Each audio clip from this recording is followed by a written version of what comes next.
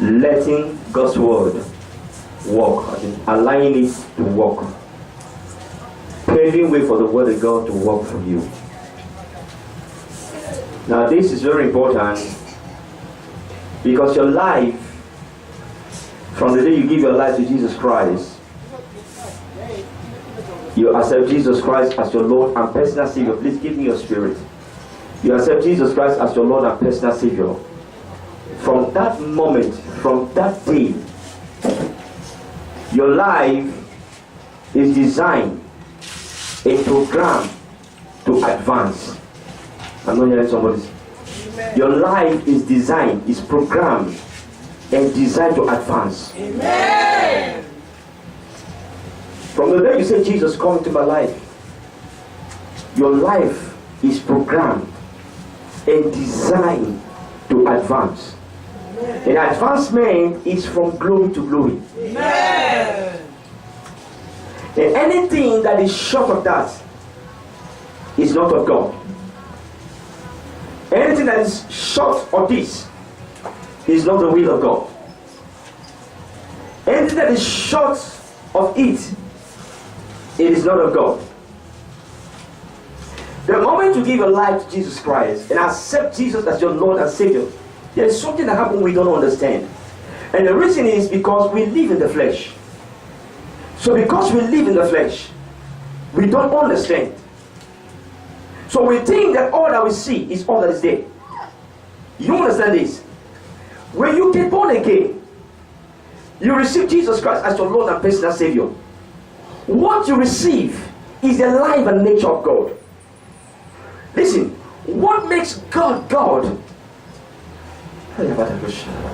Just say that I feel the Lord in all over me. What makes God God is what you receive. In essence, we could say that when you get born again, you share the very life of God. You share the very life of God. You possess the very life of God. Or you own the very life of God. That is what was given to you when you were born again. When you receive Jesus Christ as your Lord and personal Savior, that is exactly what you receive. That is exactly what you have. That is exactly what you possess. That's exactly who you are. And that's the reason why God says, you are my son. Praise the Lord. That's the reason why God says, you are my son. You are my daughter. You are my son. If you are not in the image and likeness of God, God will not call you son. If you're not in the image and likeness of God, God will not call you daughter. For God to call you a son or a daughter, it means there is something in God that is in you that makes you his son. God gives birth to goats. Dog gives birth to dog. The dog knows that he's not in the same class with the woman. The dog knows that. And then the daughter or the son knows that he is in the same class with his father. And that's why he calls his father and talks to his father. That's why when the father calls him, he responds. When you get born again, you pour in you the image of God. What makes God God is what is inside of you. Is what you not is inside of you. What inside of you is a mistake. What makes God God is what you possess. Is who you are. The problem is that we live in the flesh. So there are two ways of function. You have the first function, the functions of your spirit, and you have the second function, which is the functions of your flesh. Now, in between your spirit and your flesh, you have a mediator, which happens to be your soul, the middleman. The soul connects the spirit and the physical world. And what happens in your soul is what controls your physical world. What happens in your soul is what affects your spiritual world. Are you following this? That is the reason why the Apostle Paul in his writing in 3 John, he said, I wish above thing that you prosper. Now, he began to study the life of the Christian. He began to study. Now, this Apostle Paul, this Apostle John, remember, this same John was the same John who was at the shoulder of Jesus Christ. He was the smallest. He was the one who The Bible said Jesus loved him so much. He was always there. He knew there's a relationship this apostle John possesses that other disciples did not have. This close intimacy with Jesus Christ. Now, he was Jesus' junior brother, the last one in the family. But at the same time, he was in the ministry with Jesus and never saw Jesus as just his brother, but as God. So there was an intimacy, there's something, an understanding that John understood that other disciples did not know. John knew something about Jesus Christ that others did not know. John went further, went deeper, and knew something more. Then, John lived with Jesus. John lived after Jesus has gone to heaven. John stayed on earth for about 80 years. He was about 80 years old. 80 years when he wrote the last epistle he wrote. First John, this First John, Third John, the First John, and then Second John, and then Third John. He was about 80 years old. Understand this. He was about 80 years old. He has walked with Jesus. He has sat in the fires of the Lord. After like 80 years later, he was 80 years old. When he now wrote, he was the one that wrote St. John's. But 80 years later, having intelligently, carefully observed the master, intelligently studied the master, followed the master with experience for 80 good years, he was able to, that's what I want to show you here. He was able to come up with First John. Now, the writings of First John are very powerful. The writings of First John are writings that every child of God should not play with. First John, Second John, and Third John. Because these writings are letters that were given to the church as a result of articulations. Did you understand what I mean? A summary, an articulation. You work with this, but that's why he said, that which we have taught, that which we have handled, the word of life, that which we have testified, we are eyewitness of it. He said, we write unto you that God is life. And then we write this that you may have fellowship with us. Because actually our fellowship is with the Father and with the Son, Jesus. And that was something he knew. After 80 years, he was writing First John. He was going to tell us something. But there's something more. There's something more. He said, of all of my prayer these days, there's one prayer I want to pray for the church. He said, and this prayer is this, that I wish above, did you know what I mean?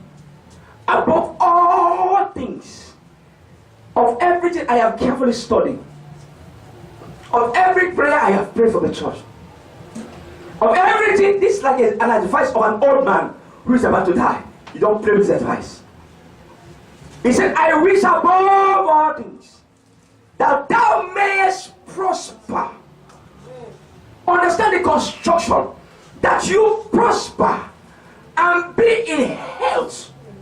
That will show you that he has come to see, not just by prayer, not just by articulation. He has come to see by revelation that it is in the heart of God that first you prosper and be in health. Anything that fights your prosperity fights it. You don't have a church.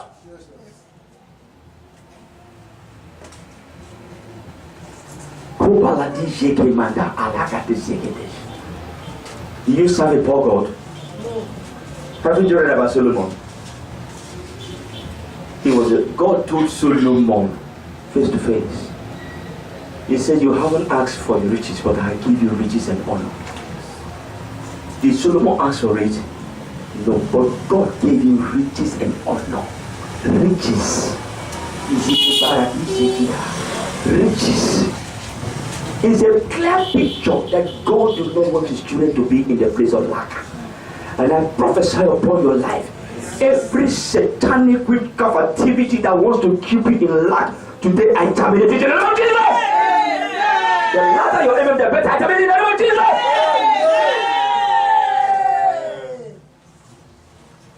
Understand the programs of God. Letting God's word work. I wish above all things. Not some things. Not quarter things. Not three-quarter. Above everything I have ever known. That you prosper and be in health. Now there's a clause there. The clause there is, even as thy soul prospereth. Now that's what I want to look at.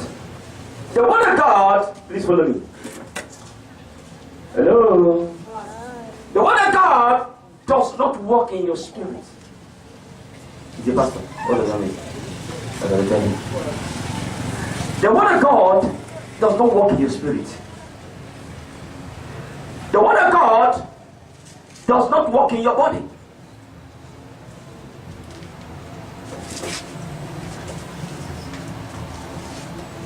It doesn't work in your spirit. It doesn't work in your body.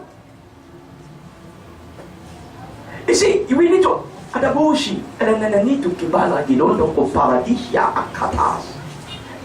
This is where the people have many problems in the house of God. The word of God does not work in your spirit.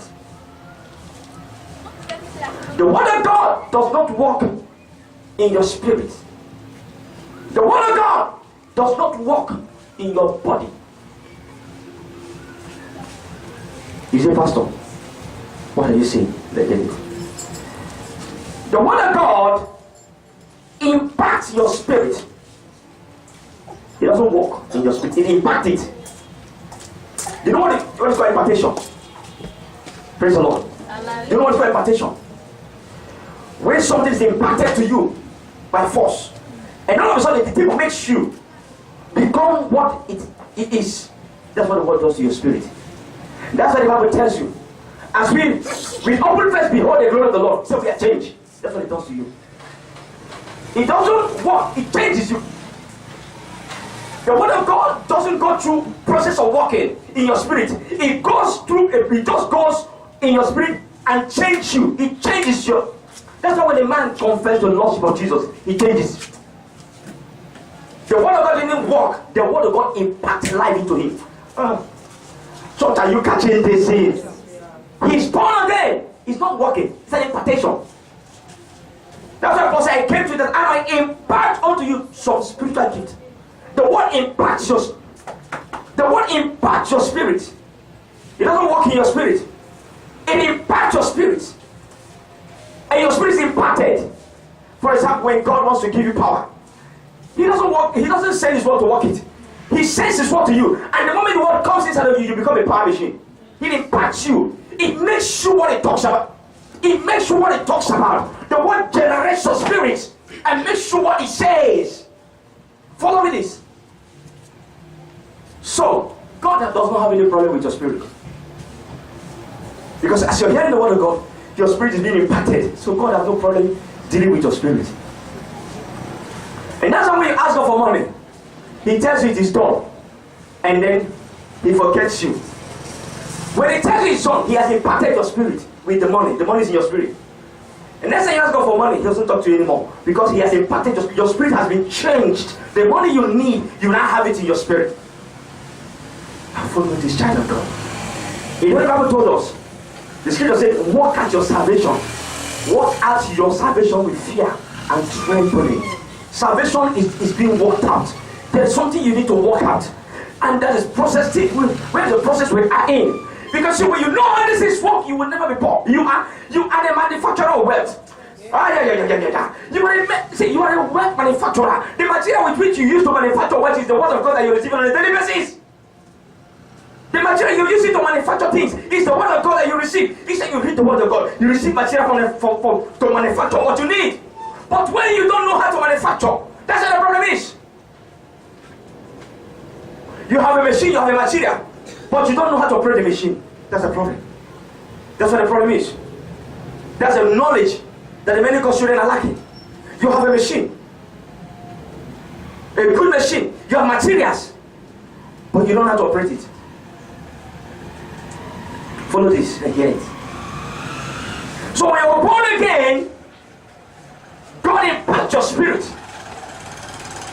with His nature, with His life, with His ability, with His power, with His presence, with His wisdom, with everything that you could ever desire.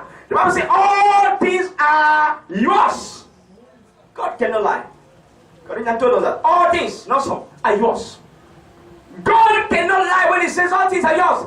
It is actually real. Indeed, in reality, all things are yours. So, for where is the missing link? Are we ready now? Yes, sir. Now, hear this. We can go to 3 John now. Let's face the Bible. Someone say, glory! Glory! I'm born for greatness. Oh, you not say, I'm born for greatness. I'm born for greatness. I'm born for greatness. nothing, nothing, nothing. Say, do you say nothing, nothing? Nothing. Yeah. Say nothing, nothing. You're not shaking yourself. Say nothing. Say nothing. Nothing. Come on, shake it up. Say nothing. You're not doing it to it. Say nothing. Some of you are still sleeping. Say nothing. No. Say nothing can hold me down. Nothing can stop me. I'm unstoppable. I'm unstoppable. I'm destined for the top. The anointing is on me. The anointing is on me. I'm unstoppable. Somebody say glory.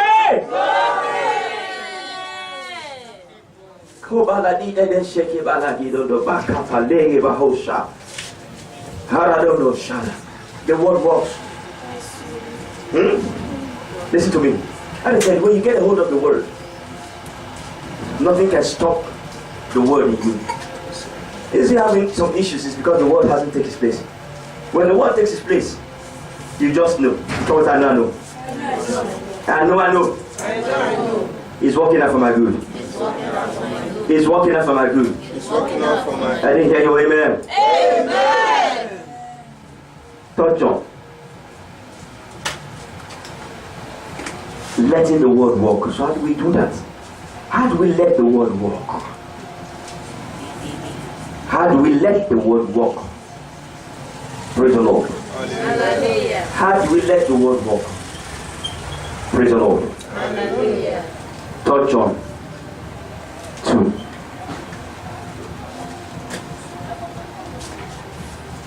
He said, Beloved, I wish above all things. Beloved, I wish above all things that thou mayest prosper and be in health, even as thy soul prospereth. How many of you understand that scripture? Look up now. I want to see. An understanding of scripture is important, because what you work with is scripture. Praise the Lord. Hallelujah. And the scripture produces only in the measure that you understand it. Am I talking to somebody?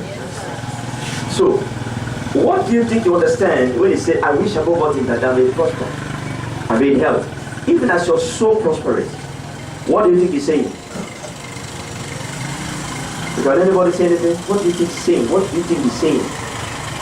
I wish above all things that thou may prosper, that you prosper and be in health. See, prosperity and health, even as your soul prospereth. You see, the soul is brought in the middle. If it tells you the soul will prosper, say, even as your soul prospereth. Be in health, prosper and be in health, just as your soul prospereth. I want to break that thing. That's where the key is. The key of letting the word of God produce result, that's what it is. Where the word of God is designed to work is in your soul, not in your spirit. It doesn't work in your body. If it works in your soul have the mission, your soul have the mandate to impact your body. Did you understand that? Listen to me. The word of God impacts your spirit and impact the body. Are you following the children of God? Come on. Are you following this? So when he said, I wish above all things that you prosper and be in health, even as your soul does prosper. The question now is, please follow me. The question now is,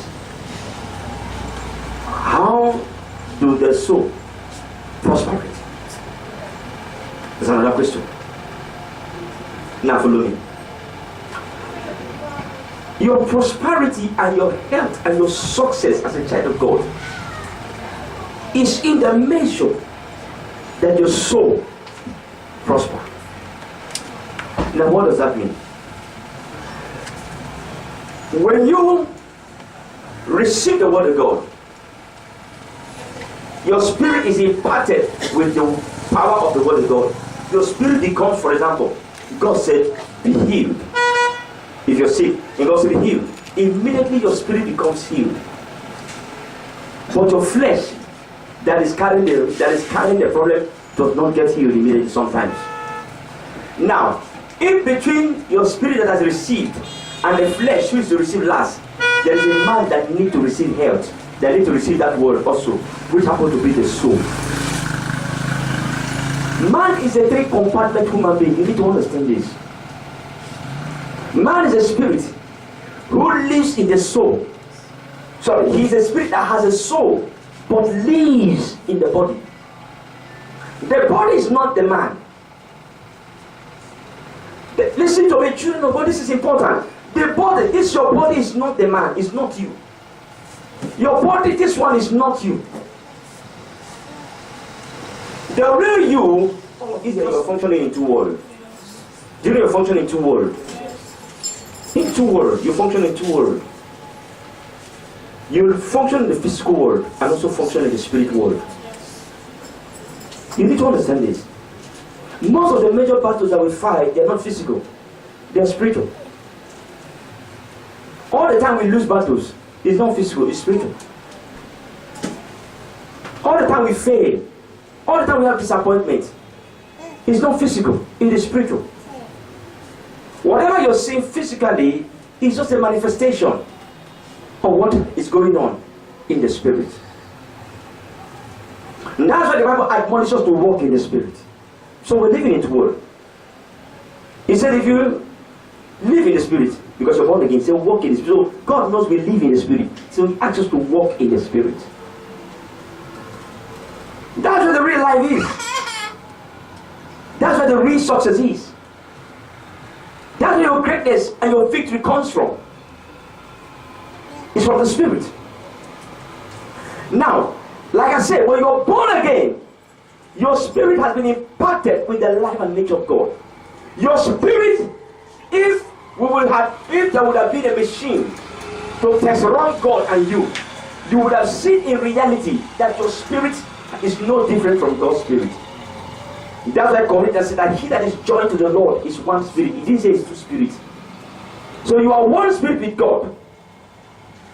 Now this is what happened. Praise the Lord. This is what happened. Your soul is the middleman. Your soul is where you reason. It's called your mental world. Where you articulate, where you think, where you reason, where you have all the emotions and all the calculations, all the analysis, all the decisions are made. See, all the decisions of life are made in the soul. No one is made in your spirit. They are made in the soul. Even though the spirit have the decision, if the soul did not permit it, that decision will never stand. That's the problem. So you only prosper in the measure your soul prosper. That's what John was telling you. If your soul is poor, you will be poor. It doesn't matter how much time, how many hours you spend in the place of prayer. That's what I said, as your soul prospers. So your prosperity and your health is dependent on the prosperity and healthiness of your soul. Now, what does the soul feed on? The soul feeds on words, thinkings, thoughts, imaginations. These are the things that makes the soul a soul. So when you have your soul having all this mentality, thoughts and imagination of poverty, your spirit becomes poor, your flesh becomes poor. You see the problem now? Are you following the? Yes, sir. This is important. Very, very important to the soul. And I've made up my mind to enjoy this beautiful life that is given to me. In the name of Jesus. Say amen. I believe in you. Are you hearing me? I, your pastor, I believe in you. Doesn't matter what you're seeing. What I'm teaching you, stick to it. It is the word of God. You will come back with testimony. Amen. The word doesn't fail. It works all the time. It worked for me. Just I'm teaching you to use the word. I am also using the word. Because see, if I don't use the word, I will never be better. You only get better in the measure you allow the word affect your soul. The word does not work in your spirit. It only impacts your spirit. The word does not work in your body. Because your body cannot relate with the word. Don't you read it. He said, those that are in the flesh cannot please God. Understand the constructions of God. Those that are in the flesh cannot please. He said to be carnally minded is dead. He said because the flesh is in enmity with God. It is not subject to the law of God. Neither can it be. Paul said that I want to do, I cannot do. The one I don't want to do is the one I do. Then he said, what is this? He said, it is not me. It is sin that dwelleth in my flesh. For in my flesh there is no good in it. Don't read it in Romans 7. In my flesh there is no good in it. So the word does not work in your flesh. God has no business with your flesh. All God's business stops in your spirit. Then you take that word, that impartation from your spirit to your soul. You have to rule your soul. A man that cannot control his soul, the Bible says, is like a city without defense. It's like a broken city without defense. Are you getting it? You are the one, your spirit man has a responsibility to control your soul. Lust is from the soul to the flesh. Stealing, all this is to see, is from the soul. Decisions are made in the soul, not in the spirit. Spirit receive revelation, insight from God. The spirit receive direction from God. But if that direction will be carried out, the soul will reason it. The soul is a person of reasoning. Understand who? The soul is a person of reasoning. He reasons through everything.